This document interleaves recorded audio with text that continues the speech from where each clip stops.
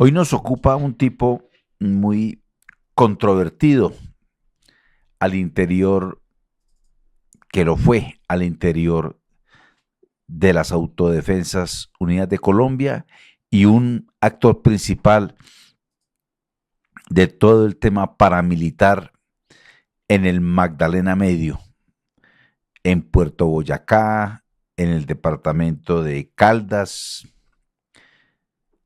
y en general en todo lo que fue esa apuesta que terminaron haciendo en, en esa empresa que llamaron AUC, Autodefensas Unidas de Colombia, gente que, hay que decirlo, estaba muy bien asesorada, abogados, publicistas, para la negociación que se hizo con el presidente Álvaro Uribe Vélez. Ernesto Báez fue uno de los grandes artífices de esta comedia. Realmente eso terminó siendo un telón de teatro donde había muchos intereses detrás de las fachadas que mostraban, y hay que decirlo con toda claridad, detrás de esa aparente guerra antisubversiva, que libraron algunos frentes. Uno de ellos el que donde hizo parte Ernesto Báez. Ernesto Báez llega pisando muy duro por su ascendencia intelectual, académica, por su temperamento, por su preparación, donde estos tipos, que valga decir, en su mayoría, en su gran mayoría, no son personas formadas académicamente.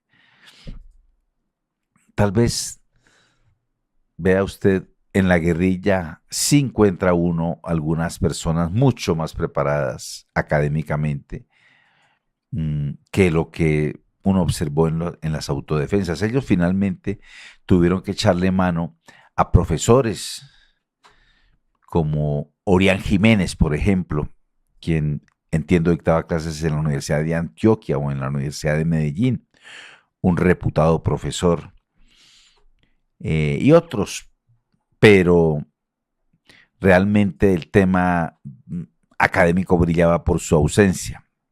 No lo tenían. No habían grandes, digamos, mentes brillantes estudiadas allí, no. Ellos eran más bien ganaderos, gente que se dedica más bien al campo, a los trabajos agrícolas. Iniciaron así varios de ellos, acosados por las guerrillas, extorsionados, secuestrados. Si no los secuestraron, se inventaron los secuestros para decir que ellos salieron furibundos en contra de las guerrillas para acabarlas, porque en defensa, casi todos tienen esa historia. Ernesto Báez, Iván Roberto Duque Gaviria, quien ya murió, era un hombre dificilísimo, muy difícil, un tipo que, como dicen por ahí popularmente, se le estallaban las pepas con mucha facilidad, perdía los estribos con mucha facilidad, y al que podía llevárselo por los cachos se lo llevaba. Y un hombre de esta categoría le tocó tragarse muchos sapos, sobre todo con Carlos Castaño. Él había llegado a donde Carlos Castaño como un hombre muy lúcido, y dicen por ahí burlonamente, con su discurso greco-caldense. Y pues Carlos tampoco era un tipo preparado académicamente, entonces lo deslumbró, porque realmente Ernesto Báez era un tipo bien formado académicamente, pero terminó sacándolo terminó Ernesto Báez huyéndole de la presencia de Carlos Castaño porque o lo mataba el uno o lo mataba el otro. Eh, en el entendido de que Ernesto Báez le tenía mucho respeto a Carlos Castaño, quien cometió vejámenes contra Ernesto Báez, a tal punto de tirarlo al piso, meterle un revólver en la boca, amenazarlo, humillarlo, tratarlo de lo peor. Asunto que en algún momento en la cárcel de Itagüí, Ernesto Báez me exteriorizó, me contó. No estos detalles de la humillación los supe por otras bocas, sino la rabia, el odio, el fastidio que le tenía a Carlos Castaño. Y valga decir también que cuando Ernesto Báez me cuenta sobre Carlos Castaño, me amplió muchísimo el panorama, porque la concepción que yo tenía de Carlos Castaño hasta ahí era otra. Ernesto Báez en su momento me dijo que era Carlos Castaño un psicópata, como yo creo que también lo fue Ernesto Báez, un mitómano.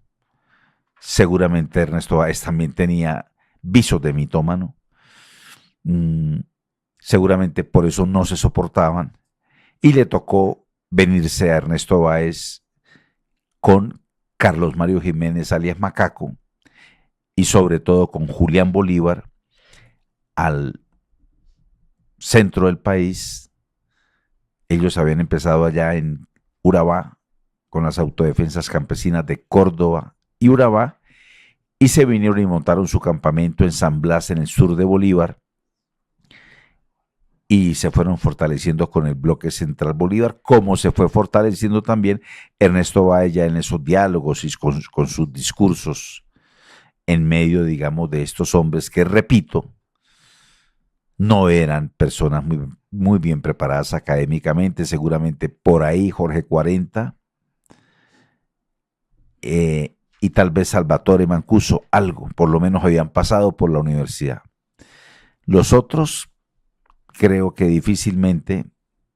Diego Rivera, pero Diego Rivera no era un capo de capos en las autodefensas, pero Ernesto Báez sí era un tipo muy preparado, era un hombre que tocaba guitarra, algo de piano, le gustaba la música clásica,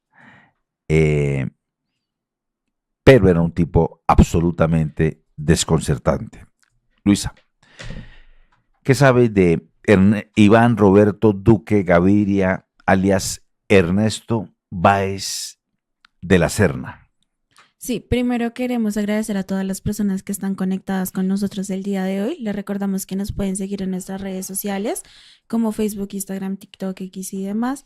También nos pueden apoyar a través de donaciones por Nequi y Plata. Cada historia comienza con una primera página. Gracias a que pude estudiar y el apoyo de mis profes, tuve la oportunidad de aprender y desarrollar mis capacidades. Esta formación integral, potenciada por el gobierno del cambio, me permitió llegar a lo más alto. Tu historia también puede ser extraordinaria. Revoluciona tu vida, matrículate hoy. Ministerio de Educación Nacional. Retomando, como decías, Alfredo, Iván Roberto Duque, su alias era Ernesto Báez, nació en Aguadas Caldas el 9 de mayo de 1955 y murió el 19 de noviembre del 2019 en Medellín por un infarto con 64 años de edad. Él era el ideólogo de las Autodefensas Unidas de Colombia, perteneció al bloque central Bolívar, era su jefe político. Nunca ha sostenido un arma o matado a alguien, eso es lo que dicen. Sin embargo, a él lo cuidaban alrededor de 30 hombres que estaban armados completamente de pies a cabeza. Se dice que debió responder por más de 2.200 hechos violentos correspondientes al bloque central Bolívar. Según la Unidad de Justicia Transicional, no hay testimonios que lo señalen como autor de algún crimen. Sin embargo, con los discursos que él daba, hacía creerle a los paramilitares que estaban haciendo una buena labor y no que estaban como tal cometiendo actos violentos en contra, pues, de las personas normalitas. Estudió Derecho en la Universidad de Caldas, se graduó de allí con 22 años, luego comenzó a ser parte del Partido Liberal. Allí inició como tal una carrera política para después vincularse con lo que pues son las AUC. Sí, Luisa, realmente él empezó a ser como un camaleón en tema político. Incluso llama la atención que este hombre que termina siendo un defensor a ultranza y a sangre y fuego, yo no creo tanto que él no tenga víctimas, yo creo que él sí tiene víctimas. Lo que pasa es que se hacía el loco y, y el sano, pero yo me resisto a creer que ese tipo no hubiese dejado víctimas, por lo menos de su mano. Eh, Fue jefe político del Bloque Central Bolívar, formado en Derecho, fue secretario de gobierno del departamento de Boyacá, donde por cierto salió para la cárcel. Pero mire usted que él se bautiza como Ernesto Báez de la Serna, haciéndole un homenaje a Ernesto el Che Guevara de la Serna. Muy raro, muy loco. Realmente cuando uno repara, y quienes conocieron mejor a Ernesto Báez no me dejarán mentir, que el tipo realmente era un hombre lunático, lunático. El tipo no aceptaba que se le llevara la contraria. De hecho, los jefes paramilitares vinieron juntando, ya presos incluso, ideólogos. Por ahí había un argentino, recuerdo, es que no recuerdo el apellido, había un argentino que los ayudaba, y profesores, porque también hay que entender algo. No todos los que estuvieron actuando ya sometidos a la ley de justicia y paz con los paramilitares eran delincuentes, no, porque el Estado colombiano en esa ley de justicia y paz les diseñó un tema que era los proyectos productivos. Cada jefe paramilitar o cada paramilitar debería, dentro de su trato con el Estado, adelantar un proyecto productivo. Entonces algunos se dedicaron al tema agropecuario. Yo recuerdo que alias El Águila tuvo aquí en Jacopí un tema de abejas y apicultura, se llama eso, y otros tantos temas que tienen que ver con lo agrícola y con lo pecuario. Claro, entonces contrataron a profesionales, no pícaros, no ladrones, gente profesional que venía a trabajar con ellos, incluso que estaban convencidos, digamos, de ese proceso de paz. Esa claridad hay que hacerla, porque no todos estos profesionales, ni tampoco los abogados que actuaron con ellos, eran todos pícaros. Algunos sí, algunos se convirtieron en sencillos mensajeros muy bien pagos de esta gente. Como el abogado tiene la potestad de entrar y salir de la cárcel en el momento que le provoque, pues sencillamente muchos de ellos, con su poder, con su arrogancia, con su ímpetu, con su don de mando, ellos todos usaban el Señor con la S mayúscula, Señor, entonces los ponían a ser mandados a estos abogados. Recuerdo uno de ellos, un abogado cordobés a quien conocí en la cárcel de Itagüí, joven, periodista también. Decía ser periodista, no recuerdo el nombre.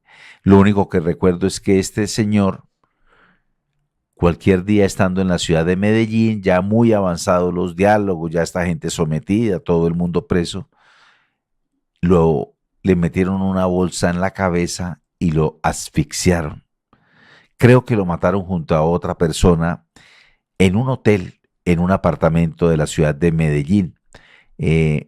Seguramente hay gente en Córdoba, en Montería sobre todo, que conoce de quién yo estoy hablando, de un abogado que había sido periodista y abogado y estaba defendiendo, y seguramente se habría convertido en esto que yo estoy hablando, mensajeros para allá y para acá, para allá y para acá, y terminó tal vez faltoneando a algún jefe de estos y murió en esas circunstancias.